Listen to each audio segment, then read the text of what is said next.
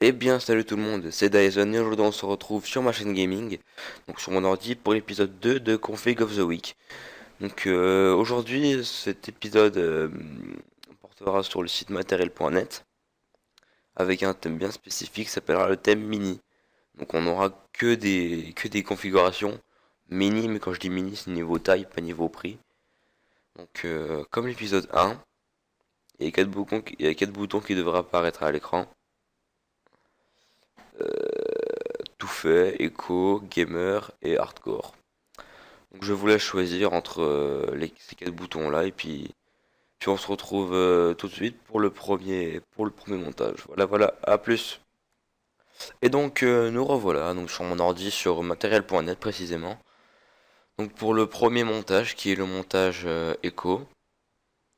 Donc le montage Eco est un montage économique hein, comme son nom l'indique. Pour un prix de 538,46 €.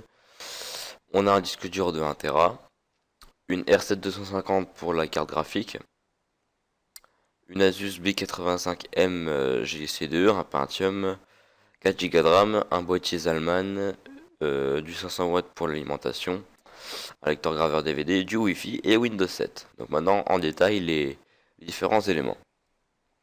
Alors, la carte graphique, donc c'est une Asus Radeon R7 250 avec 1 Go de mémoire dédiée. Donc c'est, on va dire, l'entrée de gamme pour le gaming. Mais bon, on peut voir qu'elle est déjà assez, elle est bien équipée quand même parce qu'elle a le HD 3D technologie, une architecture GCN et le Infinity Technology qui permet en fait d'afficher trois écrans en même temps pour un seul et même ordinateur. Donc on peut voir utilisation jeu, utilisation secondaire, home cinéma. Donc on a une prise HDMI, une prise DVI et une prise VGA. Donc la base quoi, donc c'est ça tient sur un port. Parce qu'il y a des cartes graphiques qui tiennent sur deux ports, hein, donc ça peut être un petit peu énervant. Donc voilà, pour 98,32 €. Pour la carte graphique, j'ai pris déjà un socket 1150, donc le tout dernier qui est sorti. Donc c'est une Asus B85MG C2. Pareil, c'est l'entrée de gamme, c'est en micro ATX. Donc niveau compatibilité pour le boîtier, il n'y a vraiment pas de souci, hein, sauf si vous prenez un Bitfenix Prodigy. Bon, on en reparlera après de ça. Donc je tiens à dire que pour les boîtiers de The Config of the Week, les boîtiers et les cartes mères sont uniquement compatibles micro ATX et mini ITX. Donc on peut voir que ça supporte le U3, le U5, le i7, ainsi que le Pentium et les autres. Enfin, le Pentium et puis le Celeron. Ça le dit pas à la fin, bref. Voilà, donc c'est non, c'est pas compatible SLI ni Crossfire. Bon, ça, à vrai dire, pour débuter, c'est pas vraiment trop gênant. On a un port PCI Express 16X, donc c'est là où on va mettre notre carte graphique. Juste là, on va mettre la carte Wi-Fi, donc je vais en parler plus tard. Pour 63,49 €, c'est une offre spéciale de chez matériel.net.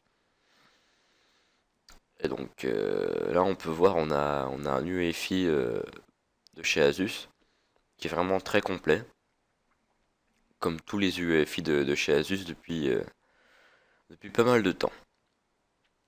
Alors le processeur, venons-en, c'est un Intel Pentium G3420, donc à 57,85 €. Donc c'est un dual core, donc il y a deux cœurs et deux threads, je crois, je suis pas sûr, je vais voir. Euh, ouais, ça doit être ça, il doit y avoir deux threads, parce qu'il n'y a pas d'hyperthreading. Pour le ventira, on prend celui qui est inclus avec la boîte, hein. Il n'y a pas besoin de chercher à avoir un truc énorme. Donc 3,2 GHz, c'est plutôt pas mal, hein. Franchement, moi je dis pour moins de 60 € un Pentium qui fait dual core 3,2 GHz, c'est idéal pour débuter dans le gaming quoi. Donc tout ça va rentrer dans un boîtier Zalman ZM T1+. Donc un boîtier euh, qui on peut voir une alimentation en position basse. Ça c'est un gros avantage pour le flux d'air dans le boîtier. Donc ça c'est la cage pour mettre les disques durs, ça c'est la cage pour mettre les bennes, donc tout ce qui est lecteur graveur DVD, Rhéobus ou autre. Voir chez Allemagne ils soignent tout le temps, hein, donc voilà pour 30 euros, même pas. Donc un Rhéobus c'est ça, hein, pour ceux qui ne voient pas, c'est pour contrôler en gros la vitesse des ventilateurs d'un ordinateur. Donc avec ça j'ai pris une alimentation Cooler Master B Series 500. Donc elle n'est pas certifiée 80+, mais elle a un bon rendement quand même, hein. Cooler Master font d'excellents produits. Et ça, on n'ira jamais leur reprocher le contraire. On peut voir norme 80+, non. Euh, mais franchement, c'est une alimentation de qualité, hein. Moi-même, l'ayant testé, on peut faire tourner des bons jeux dessus, quoi. Elle lâche pas, il n'y a pas de fuite de courant. Franchement, foncez avec ça, quoi. Ça, c'est vraiment l'idéal pour débuter, quoi. Et pour terminer, les cartes Wi-Fi, qui est une Intel Centrino Wireless N de 2200 desktop, avec un code derrière dont je n'ai pas envie de me fourcher la langue. Ça veut absolument rien dire, mais je n'ai rien à faire. Donc c'est une carte Wi-Fi qui se présente comme en format PCI Express 1X. Donc, il y en a deux sur la carte mère, donc ça c'est plutôt pas mal. Donc c'est uniquement compatible Wi-Fi N. Le Wi-Fi N, hein, c'est vraiment tout, c'est tout quoi. Normalement c'est toutes les box Wi-Fi font du Wi-Fi N et donc on a 300 mégabits. Ça c'est énorme, 300 mégabits seconde pour 24 euros. Donc voilà, donc comme j'ai dit, pour 538 euros, c'est vraiment quelque chose qu'il faut pas laisser passer. C'est vraiment une offre très alléchante et très, enfin, je vais pas dire très compétitive, mais bon, parce que on peut avoir mieux pour un chouïa plus cher. Bon. Donc avec ça, un Windows 7, hein, bien évidemment, parce que sinon, si on fait tourner ça sur DOS, ça va pas vraiment être pratique pour faire tourner des jeux. Donc bah voilà, donc on se retrouve tout de suite pour le montage du gamer. Voilà, voilà, à plus.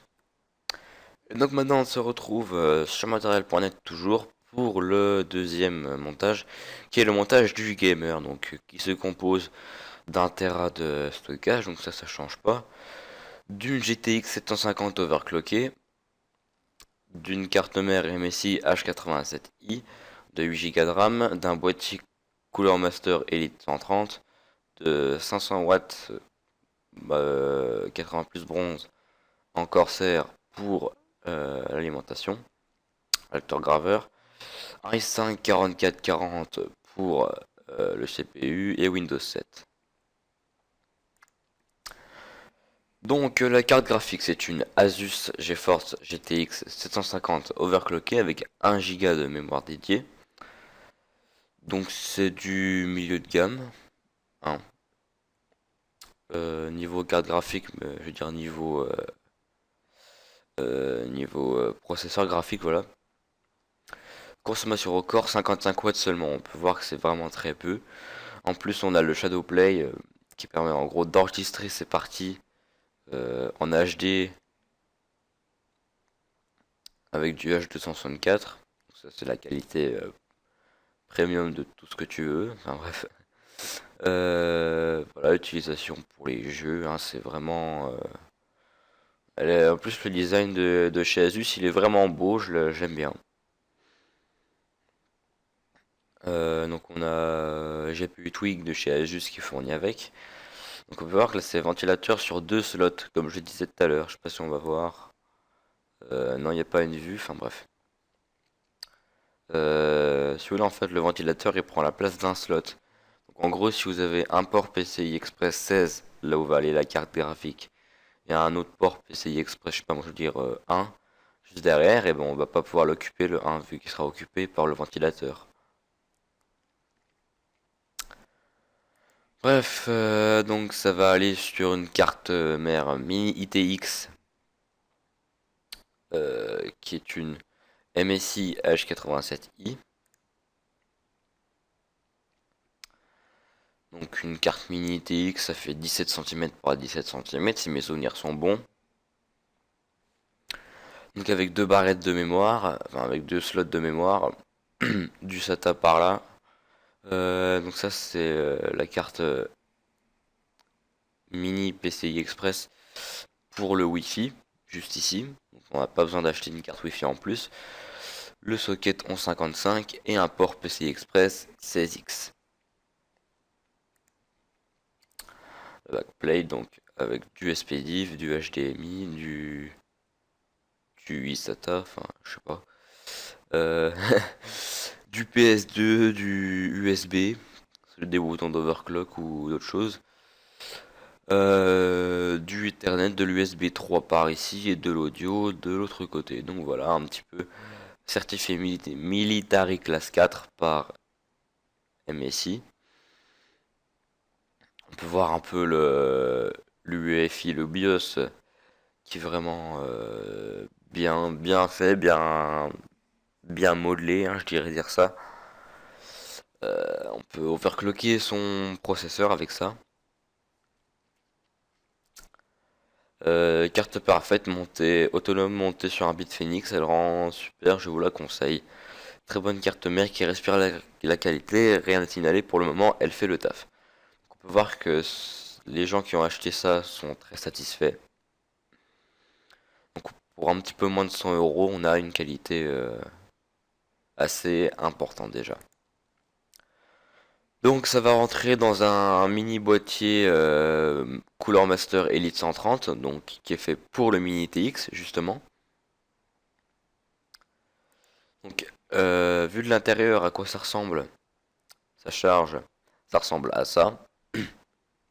Donc avec l'alimentation qu'on va mettre juste là. Donc ça c'est le devant, hein. Voilà, les disques durs, on doit les mettre dans la cage ici. Un système sans fixation pour le lecteur graveur, donc ça c'est plutôt pas mal, et un ventilateur juste ici. On peut voir le rendu vraiment très discret. En plus déjà il y a pas mal de place pour la carte graphique. Donc je veux dire, même si vous voulez prendre une carte graphique plus puissante et plus grande que celle que je vous ai proposée, allez-y, hein. Moi, je vais pas vous en empêcher. On peut voir le rendu. C'est une très grande carte graphique et pourtant elle passe sans problème. Donc ça veut dire qu'on peut y aller. Donc là on peut voir un exemple de montage avec deux SSD au-dessus du lecteur graveur. Ou alors on peut le mettre ici. Voilà. Pour 50 euros, même pas 45. Donc tout ça avec une alim Corsair CX Bronze 500 watts. Donc 500 watts, hein, c'est la même chose que tout à l'heure, sauf que cette fois bah, c'est certifié 80 plus bronze. Donc ce qui veut dire que le rendement sera meilleur. Ouais, voilà. Rendement à 100% de charge, 84,98. C'est vraiment pas mal, hein. J'en ai marre de le dire, mais bon, je vois que ça comme mot. 82% d'efficacité, minimum entre 20% et 100% de charge. Monté dans ma nouvelle configuration gaming pour alimenter un processeur AMD FX 600 6300 et une carte graphique Sapphire Radeon R970X overclockée. Cette alimentation joue parfaitement le jeu dans un silence total. Je vous recommande vivement cette alimentation pour sa fiabilité, ses performances ainsi que son prix. Donc on peut voir quand même les... Oula, celui-là il a bugué tu vois avec son clavier, enfin bref. Donc tout ça avec un processeur Intel Core i5 4440, donc socket 1150. Donc c'est un processeur quadricore cadencé à 3,1 GHz. Et en mode boost, je sais pas si le mettre ici en mode boost, il est à 3,3 GHz. On a 4 threads, donc 4 cœurs et 4 threads.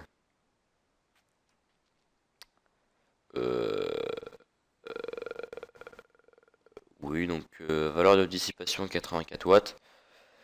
Donc c'est vraiment moyen, hein. Je veux pas dire que c'est énorme non plus, mais c'est moyen. Nouveau contrôleur graphique. Donc si vous voulez pas acheter de carte graphique et faire tourner juste des jeux basiques, le processeur graphique de ce processeur suffira largement.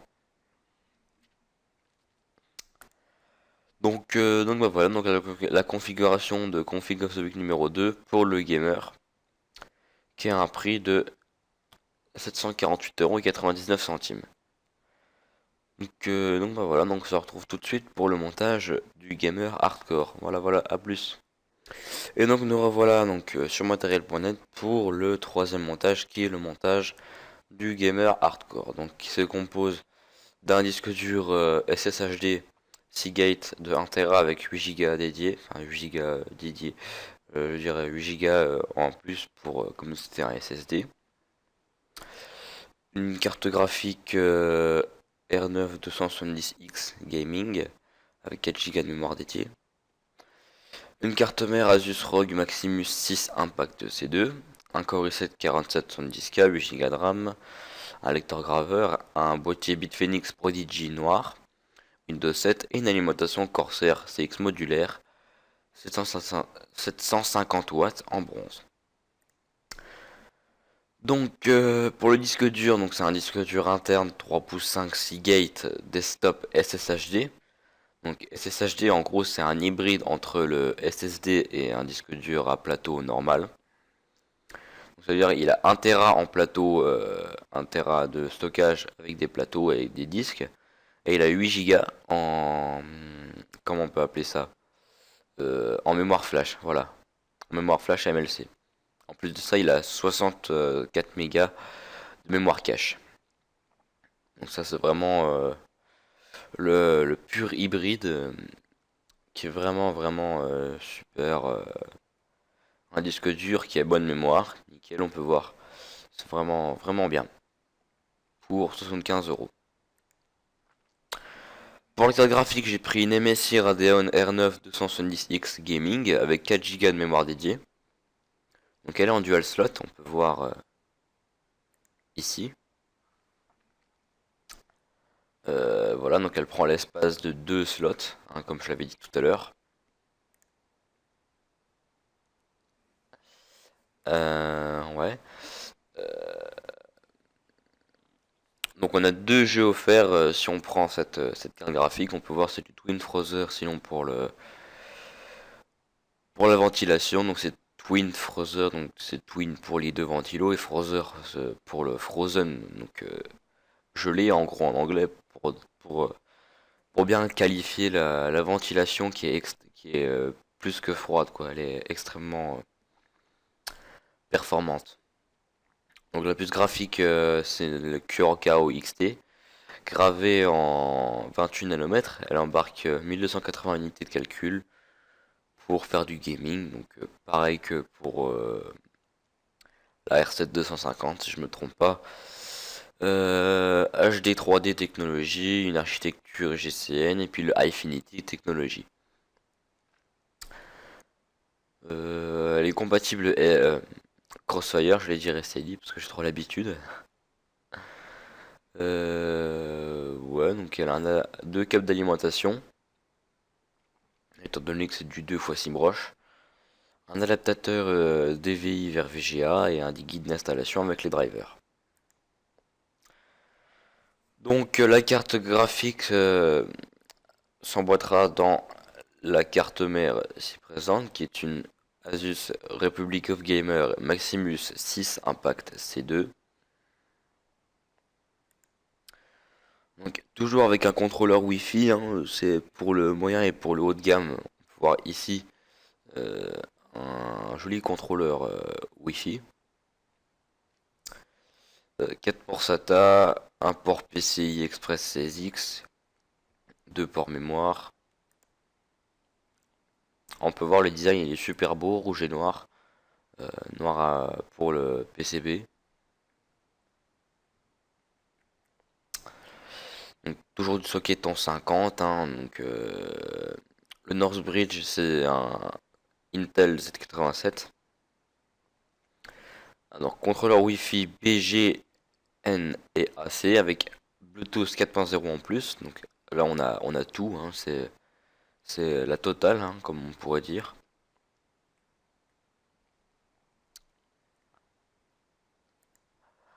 Donc dessus on pourra avoir un Core i7 4770K qui est le haut de gamme niveau processeur de chez Intel. Donc c'est un quadricore toujours avec 4 cœurs, hein, évidemment. 8 threads je crois, je suis pas sûr, 4 ou 8 threads. Ouais c'est ça, 8 threads. Ok, cadencé à 3,5 GHz avec 8 mégas de mémoire cache. On peut voir un i7, un vrai super facile à installer sur une carte mère MSI. Bon, la fluidité est au rendez-vous, vous ne serez pas déçus.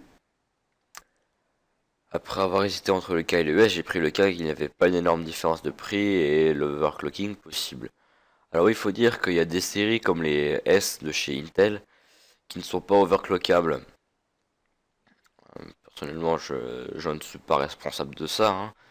Ne me critiquez pas en me disant que c'est de ma faute, hein. De toute façon, ils n'avaient pas de quoi. Mais je ne sais pas du tout pourquoi Intel en fait deux séries, une K et une S. Le K sans doute pour le gaming et puis le S sans doute pour la bureautique ou autre chose. Enfin bref, donc tous ces éléments rentreront dans ce très joli boîtier qui est le BitPhoenix Prodigy. Couleur noire, bon après la couleur c'est vous qui voyez. Donc voici à quoi ressemble le boîtier vu l'intérieur quand on a une carte mère dessus. Donc là l'emplacement pour le lecteur graveur, les baies pour les disques durs, et l'emplacement pour l'alimentation. La carte mère se situe juste au-dessus de l'alimentation. On peut voir c'est très organisé à l'intérieur. On peut détacher des racks pour les disques durs, hein, même l'avant avec le joli logo BitPhoenix, ça fait plaisir à voir. C'est pas tous les jours qu'on voit des jolis boîtiers comme ça. Le front panel, c'est pas vraiment un front panel puisqu'il est sur le côté, mais bon, hein, pas chipoter, on appelle ça un front panel quand même. On va pas appeler ça un side panel, hein, ça fait trop pas habituel. Donc, on peut voir qu'il y a les poignées juste ici, là, là et ici, c'est des poignées flexibles. On peut le voir juste ici.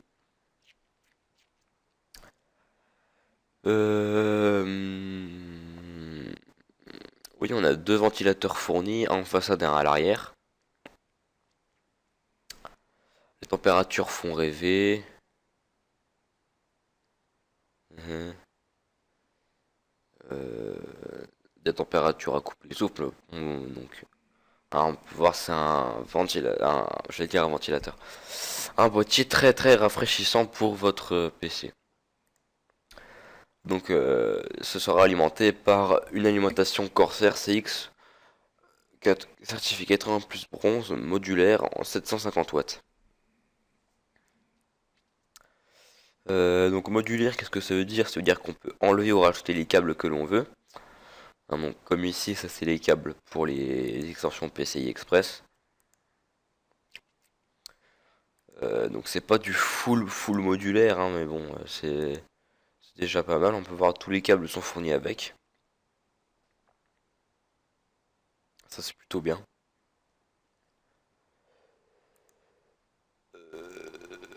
Il y en a qui font le Molex avec.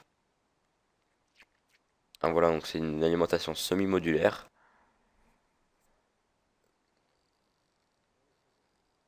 Donc voilà, donc cette configuration pour les gamers hardcore, toujours mini, euh, coûte 1190,80 €.